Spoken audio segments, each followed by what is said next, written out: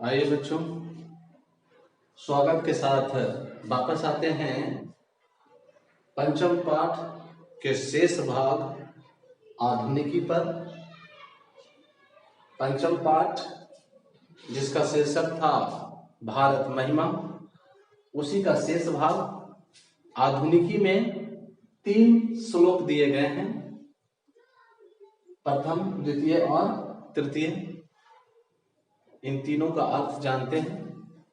आइए, पहला जो श्लोक है, इयं निर्मला वत्सला मातृभूमि प्रसिद्धम सदा भारतम वर्षमेतत् विभिन्ना जना धर्म जाति प्रभेद रिह कत्व भावम वहंतो बसंती। आप चाहें तो संस्कृत में फन डाल सकते हैं, आप इसे गा सकते हैं गाने के तर्ज पर, जैसे यं निर्मला वत्सला मातृभूमि प्रसिद्धं सदा भारतं वर्षमेतत् विभिन्ना जना धर्म जाति प्रभेद रिहकत्व भावं वहन्तो बसन्ति।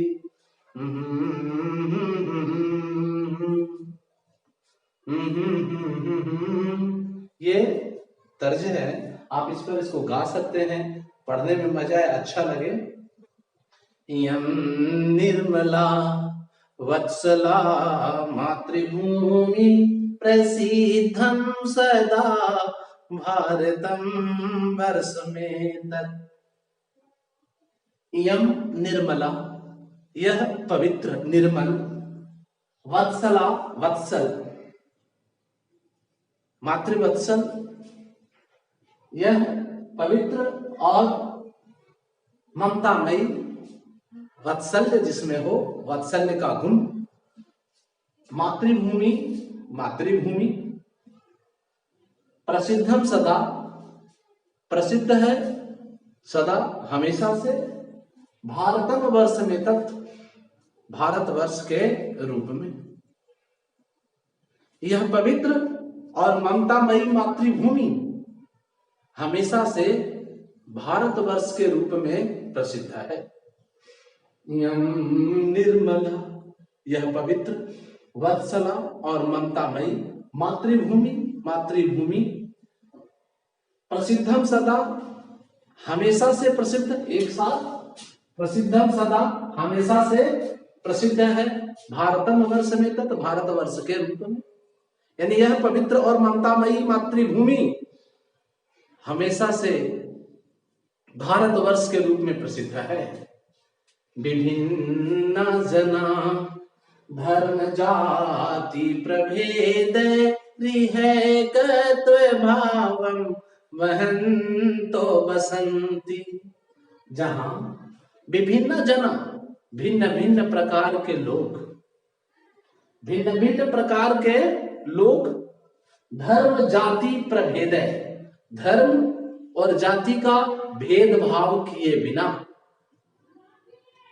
न धर्म का भेद न जाति का भेद, धर्म जाति प्रभेद, धर्म और जाति का भेदभाव किए बिना, रिहकत्व भावम वहन्तो बसंती, बस रहे हैं, रह रहे हैं।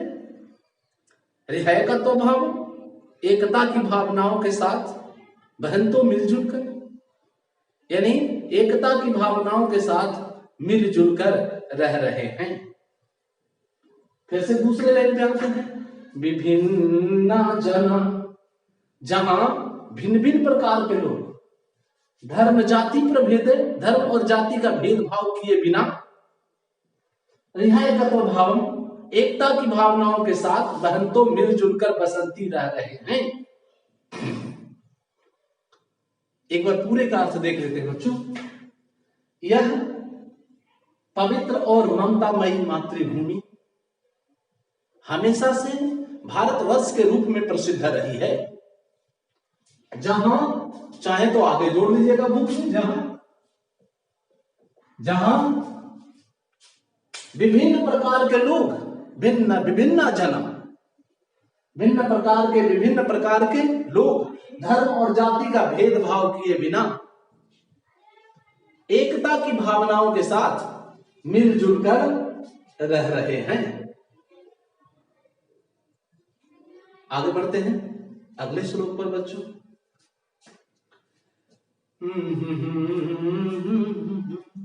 आपको तो टोन बताया, उसी टोन में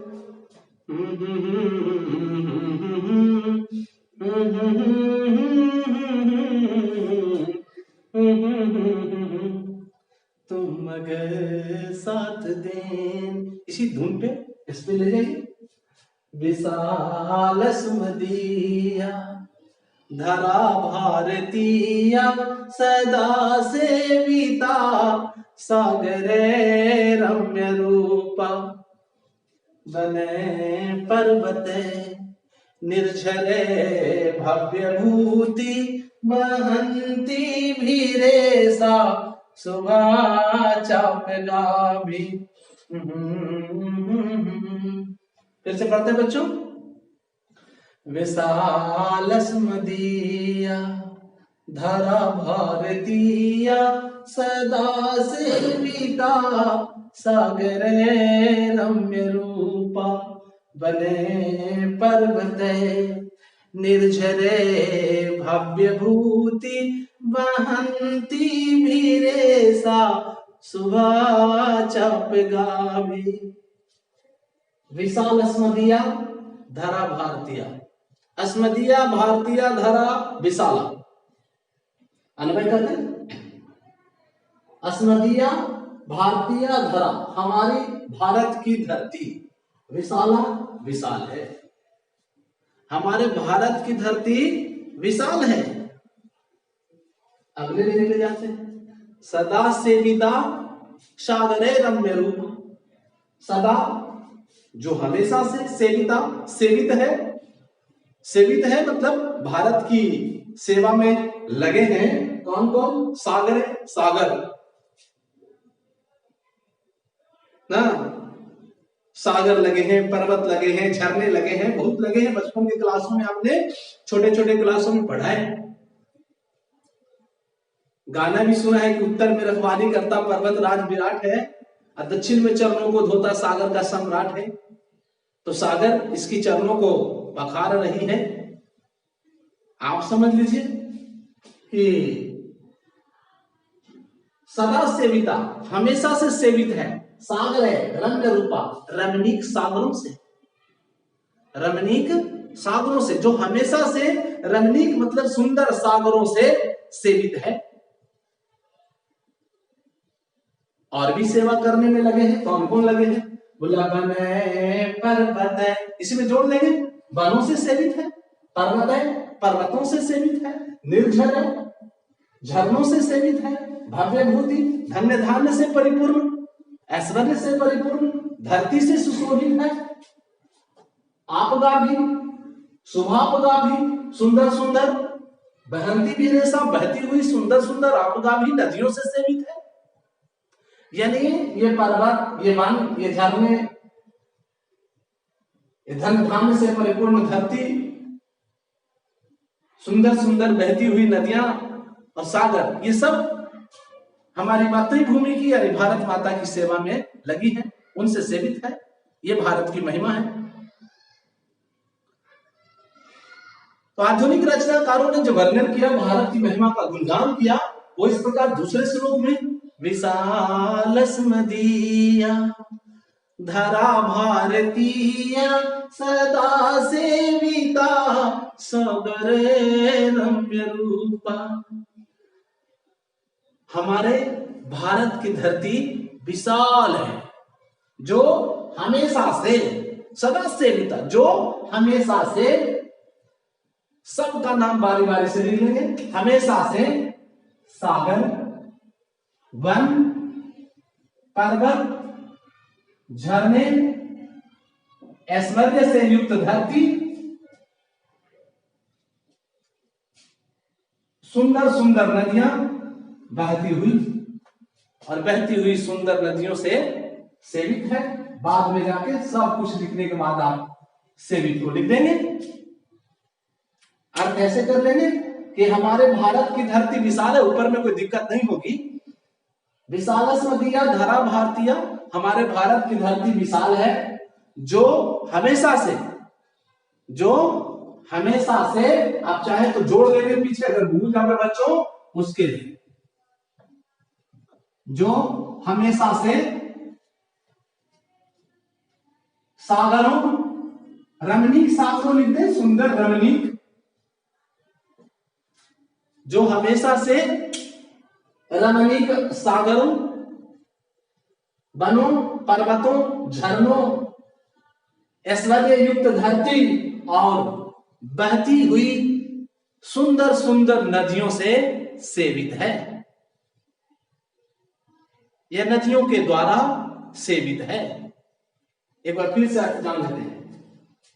हमारे भारत की धरती विशाल है, जो हमेशा से रमणीक सागरों, वनों, कौमा दे के लिखते जाइएगा, वनों, पर्वतों, झरनों, ऐश्वर्य से परिपूर्ण धरती और बहती हुई सुंदर सुंदर नदियों के द्वारा सेवित है। ठीक है बच्चों। आगे आधुनिक रचनाकारों ने भारत की महिमा का कैसा वर्णन किया, वो अगले श्लोक में। जगद गौरवम भारतम शोभनीयं सदा यस्माभिः तथा पूजनीयं भवेद् देशभक्ति समेषां जनानां परादर्श रूपा सदा वर्जनीया। जगद गौरवं भारतम शोभनीयं, सुशोभित भारत, भारतम शोभनीयं भारत, यह सुशोभित भारत, जगत गौरवम, संसार का गौरव है। जगद गौरवम भारतम शोभनीयं सदा अस्माभिः तथा पूजनीयं। बोला कि यह सुशोभित भारत संसार का गौरव है। सदा अस्माभिः, जो सदैव, जो हमेशा, अस्माभिः, हम लोगों के द्वारा, पूजनीयम, पूजा जाने योग्य है, पूजनीय है। सीधा सीधा अर्थ लिखना है बच्चों। यह सुशोभित भारत, शोभनीयं भारतम जगत गौरवम, यह सुशोभित भारत संसार का गौरव है, जो हमेशा से, आप चाहे तो यहां जोड़ सकते, भूलोगे, जो सदा माने हमेशा, जो हमेशा से हम लोगों के द्वारा पूजनीय है। हम लोग भारत माता की पूजा करते हैं। देखिए दशहरे के त्योहार में कहीं दुर्गा माता की प्रतिमा लगती है, कहीं काली माता की, वहीं भारत माता की भी प्रतिमा लगती है। तो हमेशा से ये भारत माता पूजनीय रही है, हम लोगों के द्वारा पूजी जाती हैं। तो सदा अस्माभिः तथा पूजनीयं, सदा से, हमेशा से हम लोगों के द्वारा पूजनीय है। तो अब सोचो बच्चों कि जब ऐसी है हमारी मातृभूमि, हमारी भारत माता, तो इस भारत माता के प्रति हम लोगों का आदर्श कैसा होना चाहिए। सच्चाई यह है कि वर्तमान काल में देशभक्ति घटती चली जा रही है, भारत देश से लगाव घटता चला जा रहा है, लोगों में देशभक्ति की भावना कमजोर होती चली जा रही है, लोग टूटते चले जा रहे हैं, अपनों में सिमट रहे हैं। जो सामाजिक जीवन था भारतीय लोगों का, अब वो घटकर व्यक्तिगत रूप धारण कर चुका है। तो ऐसे विषम काल में देशभक्ति की भावना प्रबल हो, देशभक्ति लोगों में जागृत हो, ऐसे देश के प्रति जिसका गुणगान विष्णु पुराण, भागवत पुराण में किया गया, जिसका गुणगान तमाम रचनाकारों ने किया है, इस देश के प्रति क्या आपकी भक्ति, हमारी भक्ति नहीं होनी चाहिए? क्या ये हमारा कर्तव्य नहीं बनता कि हम एक सच्चे देशभक्त हों? जैसे हर काम इस देश की धरती पर कर रहे हैं, इसी धरा पर पले हैं, बढ़े हैं, जन्म लिए हैं, जिस पर गिरकर उदर दरी से तुमने जन्म लिया है, उसके प्रति कर्तव्य तुम्हारा क्या कुछ शेष नहीं है? तो इसके प्रति हमारे भी कुछ कर्तव्य हैं। क्या हमारे कर्तव्य हैं? कर्तव्य को जागृत करने के लिए यह पाठ दिया गया है। आइए इस लाइन में देखते हैं। भवेद देश भारती सामे साम जनानाम परादर्श रूपा सदा वर्जनीय। भावित होनी चाहिए, विधि लिंग लगा है। देशभक्ति क्या होनी चाहिए? देशभक्ति सभी साम जनानाम, सभी लोगों में, सभी लोगों में देशभक्ति होनी चाहिए। कैसी होनी चाहिए? परादर्श रूपा, परा श्रेष्ठ, आदर्श रूपा, आदर्श रूप में एक आदर्श स्थापित हो, ऐसी देशभक्ति। और आकर्षक, आवर्जनीय, आकर्षक होनी चाहिए। यानी देशभक्ति हो मगर श्रेष्ठ हो, आदर्श हो, आदर्श रूप में हो और आकर्षक हो। तो कहा कि भवित देशभक्ति समेषाम जनानाम, सभी लोगों में, सभी लोगों में यानी हमारे देश के सभी लोगों में देशभक्ति होनी चाहिए। कैसी? श्रेष्ठ, आदर्श रूप में, श्रेष्ठ, आकर्षक और आदर्श रूप में होनी चाहिए। यानी सभी लोगों में देशभक्ति श्रेष्ठ, आकर्षक और आदर्श रूप में होनी चाहिए। एक बार पुनः विचार करते हैं। जगदे गौरवम भारतम शोभनीयम सदा यस्माभि तथा पूजनीय। यह सुशोभित भारत संसार का गौरव है, जो हमेशा से हम लोगों के द्वारा पूजनीय है। इसलिए यहां के सभी लोगों में समय शाम जलाना, इसलिए यहां के सभी लोगों में देशभक्ति श्रेष्ठ, आकर्षक, 1 2 and 3 श्रेष्ठ, आकर्षक और आदर्श रूप में होनी चाहिए। क्या कहा?